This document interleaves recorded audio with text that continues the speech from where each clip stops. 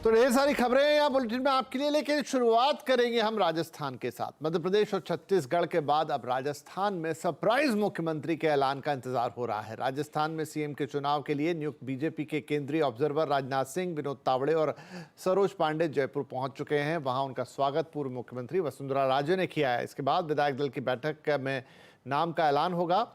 ये group photo सभी नवनिर्वाचित विधायकों ने खिंचाया, जो आप देख रहे हैं। मध्य प्रदेश की भी यही तस्वीर चर्चित हुई थी, जहां मोहन यादव तीसरी पंक्ति में बैठे थे और उनका नाम मुख्यमंत्री के तौर पर लिया गया। यहां किस पंक्ति के व्यक्ति को कुर्सी मिलेगी, ये देखने वाली बात होगी। इधर मुख्यमंत्री पद के लिए वसुंधरा राजे के साथ अब करीब आधा दर्जन नाम चर्चा में है। इसमें बाबा बालकनाथ, केंद्रीय मंत्री अश्विनी वैष्णव, गजेंद्र सिंह शेखावत, किरोड़ी लाल मीणा, सीपी जोशी, दिया कुमारी के नाम शामिल हैं। बीजेपी ने 200 सीटों की राजस्थान विधानसभा में 115 सीटें हासिल की है। चुनाव में किसी को मुख्यमंत्री के दावेदार के तौर पर पेश नहीं किया गया था। अब मध्य प्रदेश और छत्तीसगढ़ में सरप्राइज देखने के बाद खुद किरोड़ी लाल मीणा ने कहा है कि राजस्थान में भी सारे कयास फेल होंगे। बहुत अनुभवी पर्यवेक्षक हमारे बीच में आ रहे हैं, जो बहुत बड़ी राष्ट्रीय हस्ती हैं और वो बड़े सोच समझ के निर्णय लेते हैं। तो सोच समझ के पार्लियामेंट बोर्ड में या माननीय प्रधानमंत्री जी ने जो बताया होगा और बताया गया, ये जो हमको पता लगा कि विधायक दल में हर एक विधायक की राय ली जाएगी। तदोपरांत सरप्राइजिंग फैसला सुनाया जाएगा। तो राजस्थान में मुख्यमंत्री के चुनाव में बस कुछ ही देर में जिस सरप्राइज की बात हो रही है वो सामने आ जाएगा। लेकिन हम ताज़ा हाल लेते हैं, हमारे संवाददाता भवानी सिंह है जयपुर में। भवानी, तो अब किस किस का नाम ले, कई नाम हवा में है, लेकिन सबको ये लग रहा है कि कोई बड़ा सरप्राइज आएगा। क्या है वहां पर ताज़ा अपडेट? देखिए, अब ये कहना जल्दबाजी होगा, क्योंकि कुछ ही वक्त बाद में जो आधिकारिक नाम है वो सामने आने वाला। हालांकि शुरू से हम बताते आ रहे थे कि राजस्थान में सामान्य और महिला का नाम हो सकता है। उस दिया कुमारी का नाम शुरू से आगे चल रहा था। वो होगी या नहीं होगी इसका इंतजार करना होगा, या दूसरे होंगे, लेकिन रेस में वो लगातार आगे थी। एक तस्वीर मैं आपको बता देता हूँ कि इस वक्त तैयारियाँ काफ़ी कर दी गई है। आप देख सकते हैं कि पूरा ये खाली करा लिया गया है यहाँ से। कुछ ही देर बाद में, यानी अगले 20 मिनट के अंदर राजस्थान के नए मुख्यमंत्री का फैसला हो सकता हो। यहाँ से एक तस्वीर और बताता हूं कि आप देखिए कि इस साइड में हम देखेंगे यहाँ से सुरक्षा काफिला और यहाँ नए मुख्यमंत्री के लिए कार लग चुकी है। आप देखिए कि अगले 20 से 25 मिनट में जो ये काफिला नजर आ रहा है, ये नए मुख्यमंत्री के लिए, यानी इसी कार के अंदर यहाँ पर बैठेंगे अब, और फिर यहाँ से राजभवन जाएंगे। राजभवन का समय तय हो गया, इससे आप अंदाजा लगाइए 4:30 बजे राजभवन जाएंगे। न्यूज़ 18 इंडिया सबसे पहला बता रहा है आपको कि 4:30 बजे राजभवन का समय तय हो चुका है, यानी कि अगले 20 से 25 मिनट में मुख्यमंत्री का नाम तय हो जाएगा। अब कुछ औपचारिकताएं बाकी है, थोड़ी देर बाद में सहमति बना ली जाएगी और जिसका भी नाम होगा वो आम सहमति से होगा। ये तैयारी पहले से पूरी एक्सरसाइज कर ली गई है। जी भवानी, शुक्रिया। तो जैसा भवानी कह रहे हैं कि अगले 15 से 20 मिनट बड़े सस्पेंस वाले होंगे और उसके बाद वो काफिला तैयार है। वो जो उन्होंने दिखाई तस्वीरें कि कौन होगा जो उस काफिले में, जो मुख्यमंत्री वाली गाड़ी है उसमें बैठ के राजभवन पहुंचेगा। और ये तस्वीरें लाइव तस्वीरें हैं इस समय जयपुर से। देखिए अब ये तस्वीरें क्या संकेत दे रही हैं कहना मुश्किल है, क्योंकि अभी हमने सरप्राइज देखा छत्तीसगढ़ में, सरप्राइज देखा मध्य प्रदेश में, तो तस्वीरों के आधार पर तो कुछ भी कहना मुश्किल है। राजनाथ सिंह दिखाई दे रहे हैं, वसुंधरा राजे दिखाई दे रही हैं और यहीं पर हम नाम का ऐलान होते हुए देखेंगे। सीधी तस्वीरें आ रही हैं। विधायक दल की बैठक जो है वो समाप्त हो चुकी है और इसी मंच से अब से कुछ ही देर में जिस नाम का सबको इंतजार है वो आने वाला है। वैसे तो चुनाव का जीतना, उसके बाद मुख्यमंत्री का बनना, ये सारी राजनीतिक प्रक्रियाएं होती हैं, लेकिन जिस तरीके का माहौल हुआ छत्तीसगढ़ में, मध्य प्रदेश में, उसके बाद पूरे देश की नज़र अब राजस्थान की तरफ घूम गई कि भाई यहाँ किसका नाम आता है, क्योंकि संभावित नामों के उलट मध्य प्रदेश और छत्तीसगढ़ में नाम आए। बड़े बड़े दिग्गज वहाँ मौजूद थे लेकिन वो नाम नहीं आए। और यहाँ पर भी क्या ऐसा होगा कि जो बड़े नाम जिनके कयास हर कोई लगा रहा है वो सामने आएंगे, या कोई और अलग चौंकाने वाला नाम सामने आता है? तो जैसे ये नाम सामने आएगा आपकी स्क्रीन पर फ्लैश होगा, हम आपको और जानकारी देंगे। लेकिन फिलहाल ये सीधी तस्वीरें राजस्थान से आप देख रहे हैं। तो अब देखिए पूरी गहमा गहमी है, माहौल आपके सामने है। वो काफिला जो अभी हमें भवानी सिंह ने दिखाया, पूरी गाड़ियां तैयार हैं, उसमें मुख्यमंत्री की भी गाड़ी है। और उस गाड़ी में कौन बैठेगा, कौन राजभवन तक जाएगा, क्या वो वसुंधरा राजे हो सकती हैं? मतलब एक अलग तरीके का सरप्राइज आ जाए राजस्थान से। हमें लग रहा है कि कोई रूटीन चेहरा नहीं होगा, कोई जाना पहचाना चेहरा नहीं होगा, क्योंकि दो राज्यों में चेहरे अलग आए। हो सकता है यहां पर ऐसा सरप्राइज आए कि अरे ये तो उलट हो गया, यहां तो वही चेहरा आ गया जो जिसकी एक नॉर्मल तरीके से कल्पना की जा सकती थी। लेकिन देखिए क्या होगा, ये अगले 10 से 15 मिनट में साफ होने वाला है, या फिर कोई बिल्कुल ही नया नाम। लेकिन फिलहाल ये तस्वीरें राजस्थान से आपके लिए, और यही लोग बताएंगे कि कौन होगा नया मुख्यमंत्री।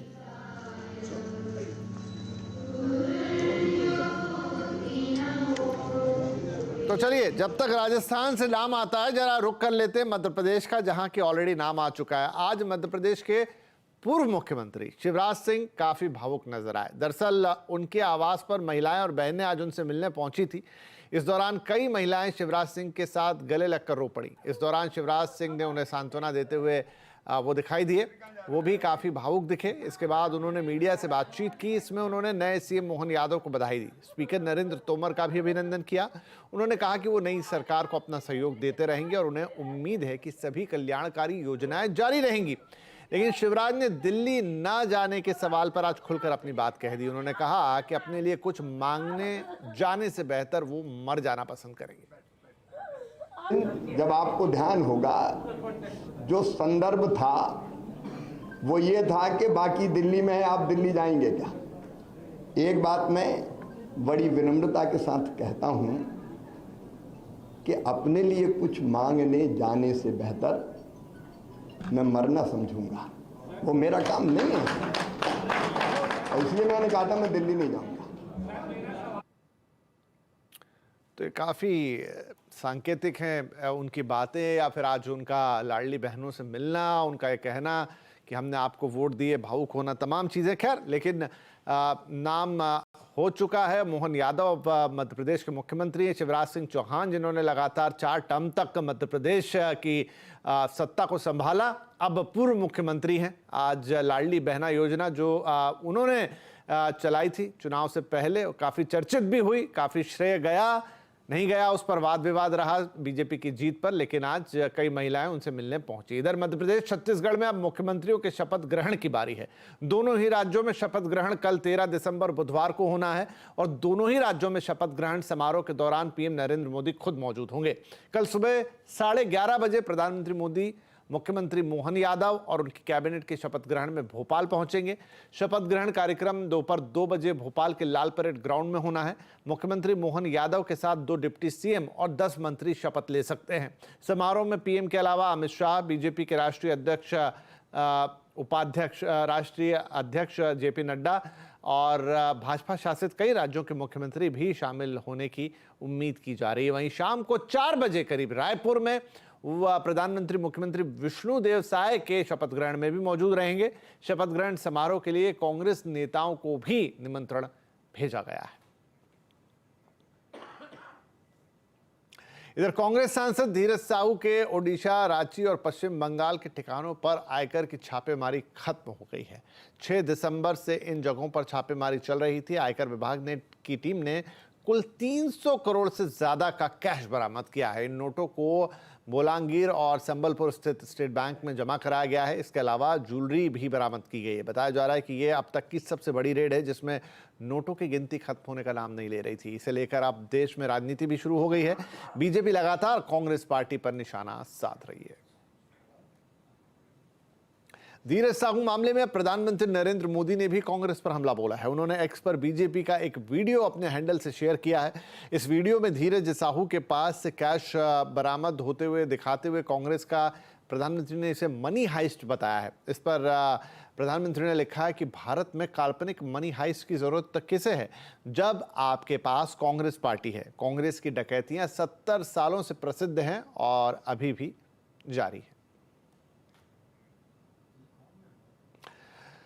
प्रधानमंत्री नरेंद्र मोदी ने आर्टिकल 370 पर सुप्रीम कोर्ट का फैसला आने के बाद एक आर्टिकल लिखा है। उन्होंने आर्टिकल 370 को कश्मीर की प्रगति में कलंक करार दिया है। पीएम मोदी ने अपने विचार रखते हुए लिखा है कि जम्मू कश्मीर की प्रगति की राह में आर्टिकल 370 और 35A रोड़ा बने हुए थे, जिन्हें हटा दिया गया है। पीएम मोदी हमेशा से जम्मू और कश्मीर के लोगों की पीड़ा को कम करने के लिए काम करना चाहते थे। इसके साथ ही उन्होंने लिखा कि सुप्रीम कोर्ट ने 11 दिसंबर के अपने फैसले में एक भारत श्रेष्ठ भारत की भावना को मजबूत किया है। चलिए, ये हुई राजनीति से जुड़ी खबरें, लेकिन अब बात करेंगे बाजार की, जहां आज मुनाफा वसूली का दिन रहा। महंगाई के आंकड़े, फेड बैठक से पहले बाजार में गिरावट, ये तमाम चीजें आज देखने को मिली। इधर सेंसेक्स 378 अंक गिरा। एक समय में जहां वो ऊंचाई पे था वहां से करीब 500 अंक तक नीचे आया और निफ्टी 91 अंक गिरकर बंद हुआ। मिड कैप स्मॉल कैप शेयरों में भी बिकवाली रही, तो काफी कुछ घटा आज बाजार में। लेकिन क्या एग्जैक्टली हुआ वो बताने के लिए हमारे साथ सुमित हैं। तो सुमित, सबसे पहले तो आप हमें बताएं कि आज बाजार में मुख्य बातें, बड़े हाईलाइट्स क्या रहे? देखिए, आज फिन निफ्टी की एक्सपायरी थी और बड़े जो ट्रिगर्स हैं उनको मार्केट वेट कर रहा है इन्फ्लेशन को लेके इंडिया में और यूएस में। सो इसमें किस तरह के अपडेट आ सकते हैं, ये एक पार्ट है, इसको बाजार ज़रूर देखेगा। और उससे ठीक पहले मार्केट में थोड़ा वोलेटाइल सेशन रहा। पहले हाफ में एक रेंज बाउंड ट्रेड, दूसरे हाफ में तेज़ बिकवाली, और बिकवाली के बाद specially mid cap small cap में थोड़ा हायर लेवल से प्रेशर आता हुआ दिखाई पड़ा। रियल्टी, इंफ्रा ऐसे शेयर आज टूटते हुए दिखाई पड़े। निफ्टी बैंक में बिकवाली थी, सपोर्टिव था निफ्टी पीएसयू बैंक, लेकिन अदरवाइज बिकवाली थी। लार्ज कैप में बिकवाली है, स्पेशली रिलायंस ऐसे शेयरों में, जिसके दम पर इंडेक्स में एक फिजल आउट हुआ और जो हाल फिलहाल की तेज़ी थी वो थोड़ी सी कम पड़ते हुए दिखाई पड़ी। लेकिन ओवरऑल एक रेंज बाउंड ट्रेड, और रेंज बाउंड ट्रेड के बाद वीकली फिन निफ्टी एक्सपायरी के दिन थोड़ा उतार चढ़ाव बनता हुआ दिखाई पड़ा। राइट। सुमित, आज किन शेयर्स और सेक्टर्स में सबसे ज्यादा एक्शन था? देखिए, आज पहले इंडेक्स के टॉप गेनर्स देखते हैं। अल्ट्राटेक सीमेंट आज लीड कर रहा था, लगातार यहाँ पे मोमेंटम है, तो करीब करीब 2% की तेजी यहाँ रही। बजाज ऑटो 2% चला। डॉक्टर रेड्डीज कल के फॉल के बाद 2% ऊपर, और एचडीएफसी लाइफ शानदार तेजी पूरे इंश्योरेंस पैक में थी आज। निफ्टी गिरने वाले शेयरों में मारुति का नाम था 2% नीचे, नेस्ले, अपोलो हॉस्पिटल और आयशर मोटर करीब करीब आधा से लेकर 2% तक की फॉल यहाँ देखने को मिले। मिड कैप के बढ़ने वाले शेयरों में टाटा एलेक्सी करीब 8,900 के आसपास, page industry flat, Gujarat fluoro और एल्केम लैब रफली 4% के आसपास की बढ़त यहाँ आते हुए दिखाई पड़ी। गिरने वाले शेयरों में आज दबाव रहा। प्रेस्टीज एस्टेट में 7% नीचे रहा, पॉलीकैब 1.5% नीचे, कमेंस इंडिया 4% नीचे, और मैनकाइंड फार्मा करीब करीब 4% बिकवाली यहाँ देखने को मिली।